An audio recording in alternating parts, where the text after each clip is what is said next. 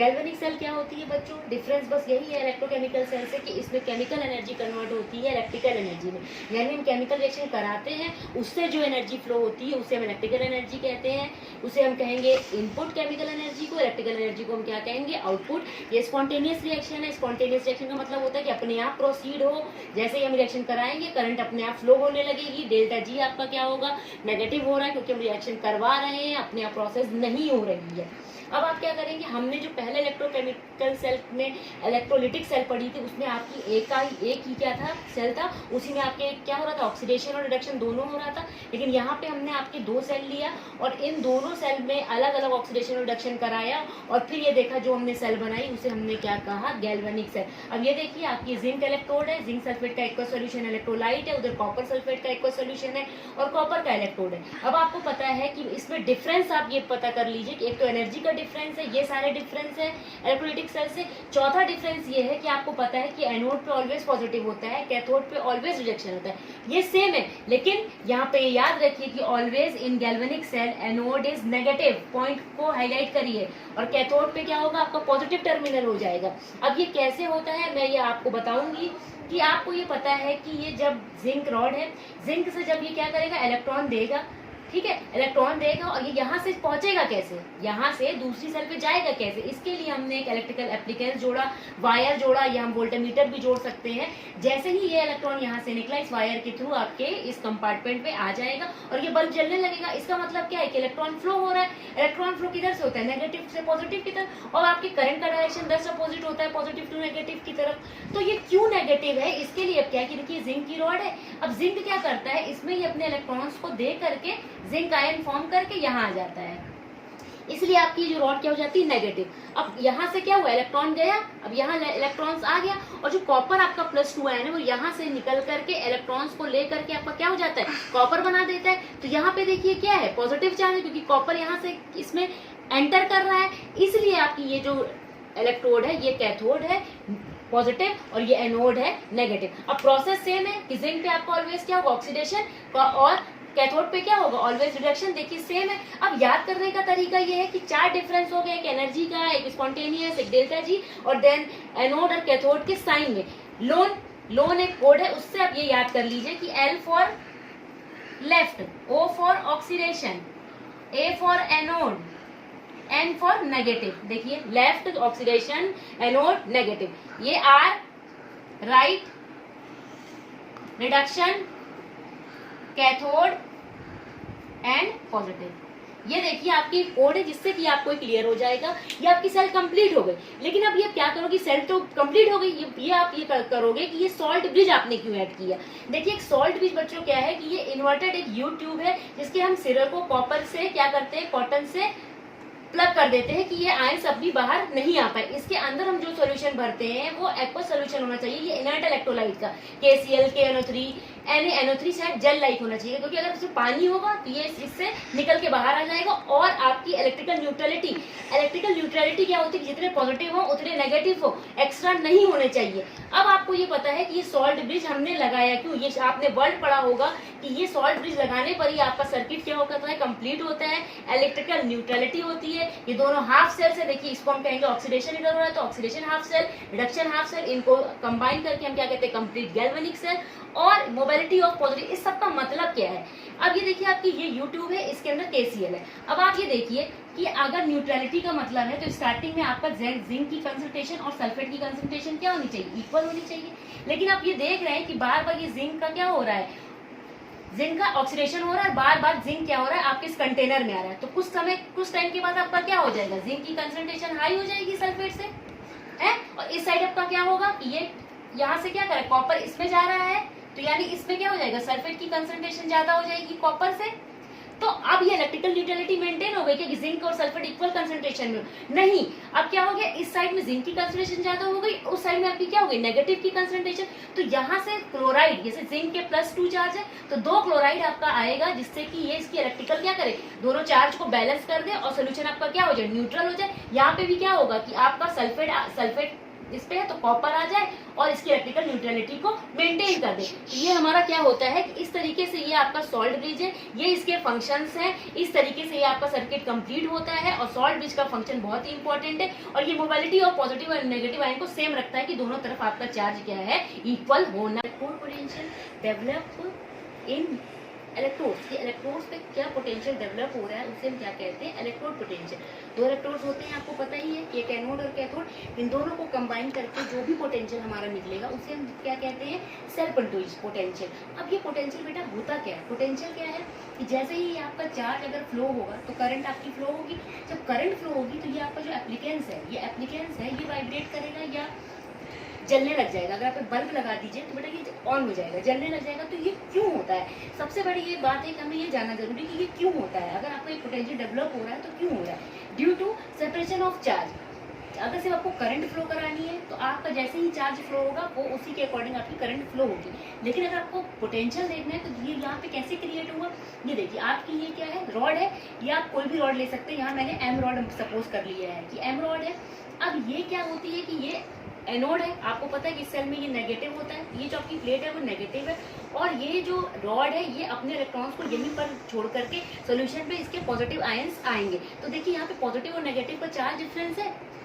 इस charge difference की वजह से एक पोटेंशियल डेवलप होगा जो क्या होगा, इलेक्ट्रोड पोटेंशियल। सेम कंडीशन यहाँ है, कैथोड है, ये पॉजिटिव चार्ज है, यहाँ से आपका आयंस यहाँ जाकर के इलेक्ट्रॉन्स को ले लेगा तो ये पॉजिटिव, और यहाँ पे इलेक्ट्रॉन्स की डेंसिटी ज्यादा तो ये नेगेटिव।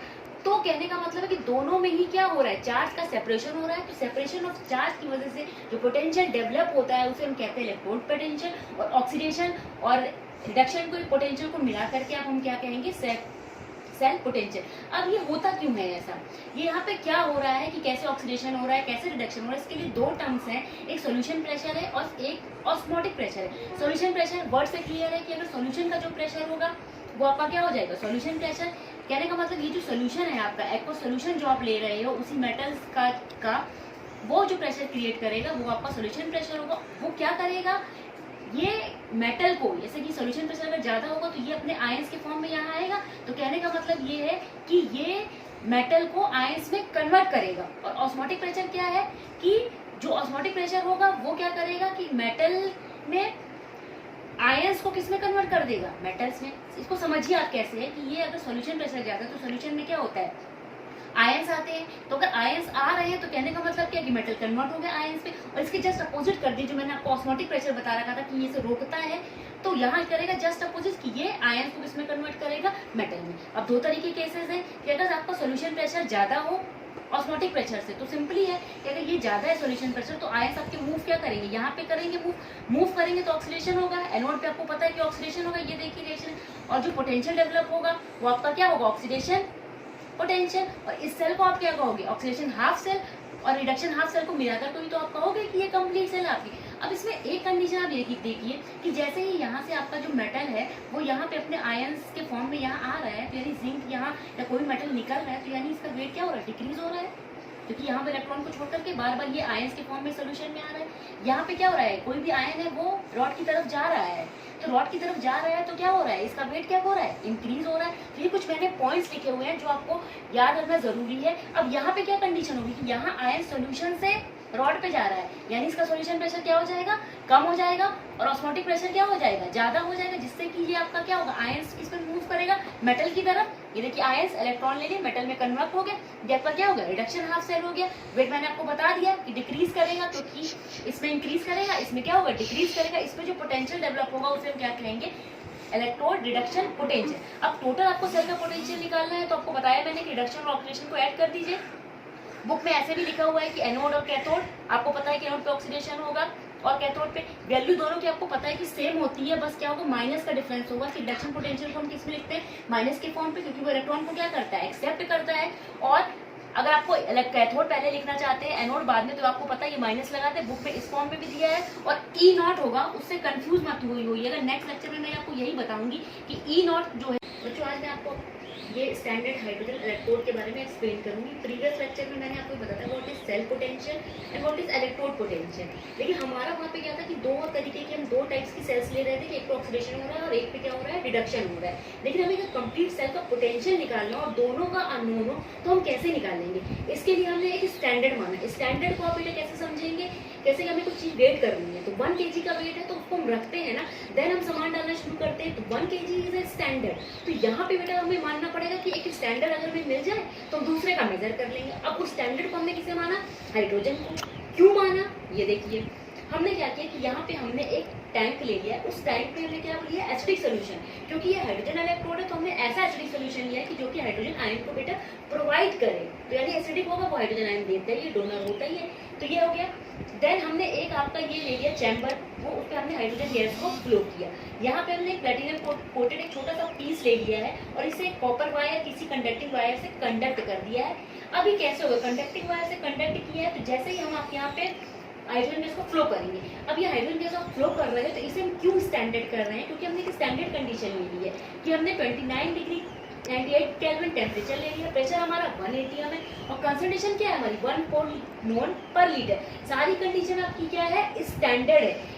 और इसलिए इसे क्या कहते हैं कि हाइड्रोजन इलेक्ट्रोड, हाइड्रोजन इलेक्ट्रोड कहते हैं।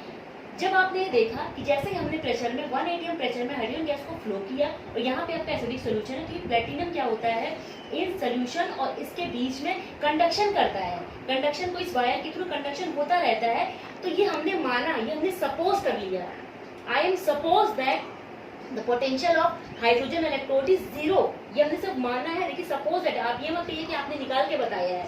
आईपीएससी ने ये माना किसका, स्टैंडर्ड इलेक्ट्रोड पोटेंशियल 0 है। वो क्या 0 है, अगर स्टैंडर्ड रिडक्शन पोटेंशियल है, स्टैंडर्ड क्या है ऑक्सीडेशन पोटेंशियल है, वो दोनों बच्चों क्या है 0 है। लेकिन आपको मैंने बता रखा है कि अगर आपका स्टैंडर्ड क्या होता है, रिडक्शन पोटेंशियल है और ये आपका क्या है, स्टैंडर्ड ऑक्सीजन पोटेंशियल है।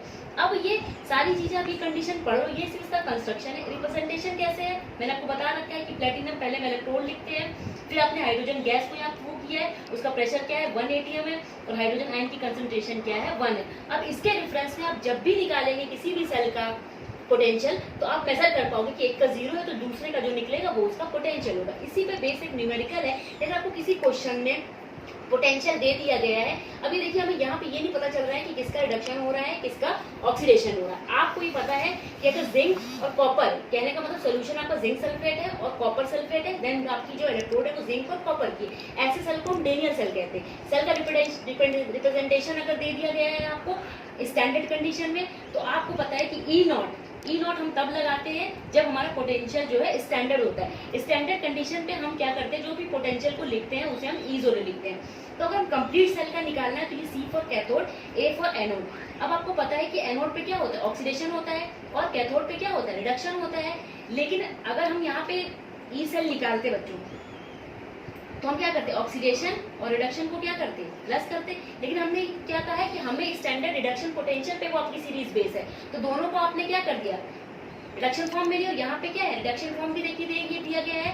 तो इसका पोटेंशियल रिडक्शन इतना है, जिंक आपका क्या है माइनस है ये। और जब आप करते थे ई कैथोड, ई सेल आप क्या करते थे, ई आपका क्या आता था, ई एनोड प्लस ई कैथोड। लेकिन आप इसको जस्ट अपोजिट करोगे तो ई कैथोड माइनस ई एनोड हो जाएगा। और इस पोटेंशियल को जब आप निकालोगे तो बच्चों आपका ये क्या आ जाएगा 1.1। सेल पोटेंशियल हम ऐसे ही मेजर करते हैं, आप इसके न्यूमेरिकल करिएगा। फिर अगर कोई प्रॉब्लम होती है तो आप हमें, I will discuss from you. Next equation अब क्या है, अभी तक आपके बच्चों जो भी कुछ मेजर किया वो स्टैंडर्ड कंडीशन में मेजर किया था। कहने का मतलब क्या था कि T इक्वल टू आपका 298 केल्विन टेम्परेचर हो, प्रेशर आपका क्या हो 1 atm हो और कंसंट्रेशन आपकी 1 मोल हो। लेकिन अगर कंडीशन आपकी नॉन स्टैंडर्ड कंडीशन हो तब आप जो है पोटेंशियल को कैसे मेजर करोगे कि आपकी सेल का पोटेंशियल क्या है। अगर हम जनरली सेल की बात करते हैं तो आपको पता है कि वो वहाँ पे स्पॉन्टेनियस होती है। स्पॉन्टेनियस कहने का मतलब है कि ये अपने आप होगी, इसे आपको बाहर से कोई बैटरी कनेक्ट नहीं करनी पड़ेगी। अब ये आ गया फिजिक्स में पढ़ोगे बच्चों की work done by the cell. Work done by the cell किसके इक्वल होता है, W is equal to Q into V। Q को आप पोटेंशियल भी कह सकते हो या आपकी वोल्टेज, कितना उस पर आपका वोल्टेज लग रहा है आपकी सेल में उसे हम क्या कहेंगे वोल्टेज। और Q आपका क्या है, चार्ज है।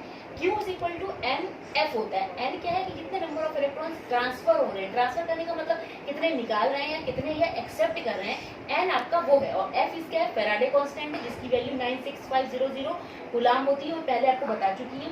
अब इसकी जगह हम क्या लिख सकते हैं, W इज इक्वल टू क्यों आपका क्या है एन एफ, और V की जगह हम पोटेंशियल की बात कर रहे हैं, हम सेल की बात कर रहे हैं, और अभी तक मैंने E को सेल के पोटेंशियल के उस पर शो कर रखा है, तो हम यहाँ पे ई सेल लिख देंगे, हमारी सेल का क्या है। अब आपका क्या है देखिए कि W की जगह हम इसको डेल्टा जी है, आप थर्मोडायनेमिक्स में पढ़ चुके हो कि डेल्टा जी को हम W के इक्विवेलेंट लिख सकते हैं। क्यों? क्योंकि हम कितना वर्क डन कर रहे हैं, जो हम वर्क डन कर रहे हैं उस पर हमारी एनर्जी क्या हो रही है, यूज हो रही है। स्पॉन्टेनियस है, मतलब हम लगा रहे हैं, उसे यूज कर रहे हैं, घट रही है। अगर यूज करेंगे तो एनर्जी धीरे धीरे लॉस होती है ना, इसलिए हमारे यहाँ क्या लगा है माइनस। तो W की जगह हम ये लिख सकते हैं कि ये डेल्टा जी के ये क्या है इक्विवेलेंट है। अब अगर आपकी इक्वेशन ये हम लिख रहे हैं तो अगर नॉट नहीं लगाते हैं तो ये आपकी नॉन स्टैंडर्ड कंडीशन है। नॉन स्टैंडर्ड मतलब temperature pressure C is not in the position of standard condition. देखिए अगर यहाँ पे स्टैंडर्ड कंडीशन है तो उसकी जगह हम क्या लिखते हैं delta G naught minus n F E से। अब डेल्टा जी क्या है, गिव्स free energy in non standard condition. Delta G naught is a गिव्स free energy is a standard condition, उसे मैंने देखिए सॉल्व शॉर्ट फॉर्म में लिख दिया है। अब ये थर्मोडायनेमिक की इक्वेशन है, आपकी बुक में कहीं कहीं पर इसका डेरिवेशन दिया है और डेरिवेशन कहीं नहीं भी है, बस सिलेबस में भी ये मेन इक्वेशन पूछ जाती है। लेकिन आप ये समझ लीजिए कि इक्वेशन आई कहाँ से, ये एक फॉर्मूला होता है थर्मोडायनेमिक में, delta G is equal to delta G not plus R T L N के।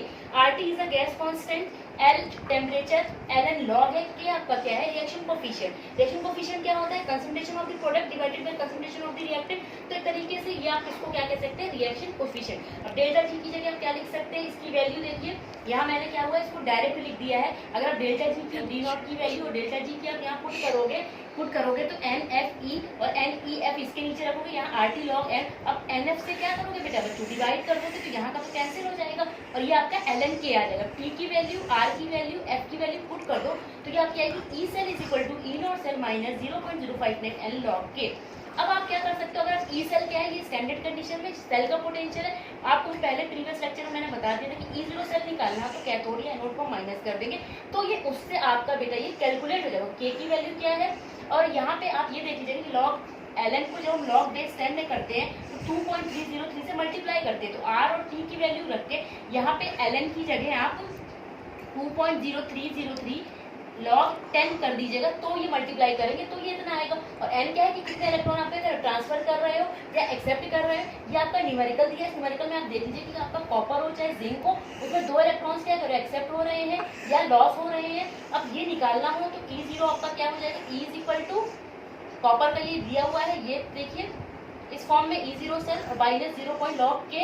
अब ये आपकी क्या है इक्वेशन है, इक्वेशन क्या है ये देखिए कि कॉपर से किस में कन्वर्ट हो रहा है, ये कॉपर में, तो ये कॉपर की concentration divided by copper ion की कंसंट्रेशन, और हम किसी भी केस में सॉलिड की कंसंट्रेशन को हम 1 मान लेते हैं। अब बेटा बच्चे इसको सॉल्व करोगे तो सॉल्व करने पर आपका ये आंसर निकल जाएगा। आप सॉल्व करके देखिएगा, अगर आपको कोई प्रॉब्लम होती है तो आप ये मुझसे कंसल्ट कर सकते हैं। ई कैथोड को आप क्या कर सकते हो, रिडक्शन होता है तो रिडक्शन पोटेंशियल ऑफ कैथोड या रिडक्शन पोटेंशियल ऑफ इसको एनोड भी कह सकते हो। एक बार इसे आप देख लीजिएगा, अगर ये आपको क्लियर नहीं होगा तो एक बार इसे फिर से पढ़ने की कोशिश करिएगा और इसके क्वेश्चन सॉल्व करिएगा।